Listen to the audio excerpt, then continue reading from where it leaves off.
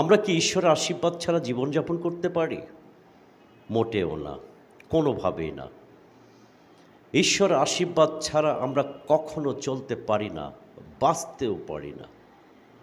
আমরা যদি একটু ভেবে দেখি, একটু লক্ষ্য করি, একটু গভীরভাবে চিন্তা করি, আমরা দেখতে পাই আকাশের সূর্যের আলো, রাতের চাঁদের আলো, পানি, মাঠের যে চাষ করা ফসল এবং বাতাসের মধ্যে যে অক্সিজেন রয়েছে, যা ছাড়া আমরা কিছুতেই জীবনযাপন করতে পারি না, বাঁচতেও পারি না। আর এগুলিই হলো আমাদের মহান ঈশ্বরের আশীর্বাদ। মহান ঈশ্বর একটি বিশেষ আশীর্বাদ তিনি আমাদের জন্য করে রেখেছেন এবং সেই আশীর্বাদ একজনের মধ্য দিয়ে পাঠিয়েছেন।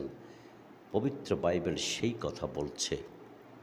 পবিত্র বাইবেলের প্রেরিত 3 অধ্যায় 26 পদে উল্লেখ রয়েছে, আপনাদের প্রত্যেককে মন্দ থেকে ফিরিয়ে আশীর্বাদ করবার জন্যই ঈশ্বর তার দাস যিশুকে ঠিক করে প্রথমে আপনাদের কাছে পাঠিয়েছিলেন।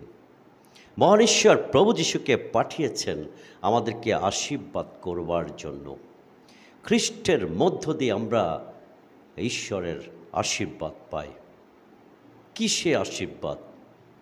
সে আশীর্বাদ হলো অনন্ত জীবন, পাপ থেকে মুক্তি, যার জন্য আমরা ঈশ্বরের কাছ থেকে দূরে রয়েছি।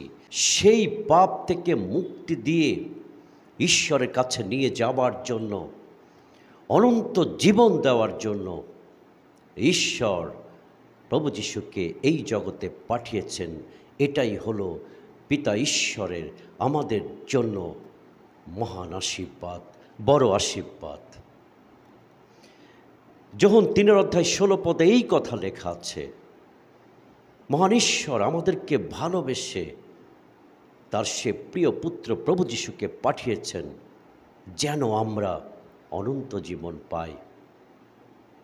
আমরা যদি প্রভু যিশুকে পাই, তাহলে আমরা সেই ঈশ্বরের বিশেষ আশীর্বাদও পাই, আর সেই আশীর্বাদ হলো অনন্ত জীবন। সবাই ভালো থাকবেন, সুস্থ থাকবেন। অনেক অনেক ধন্যবাদ।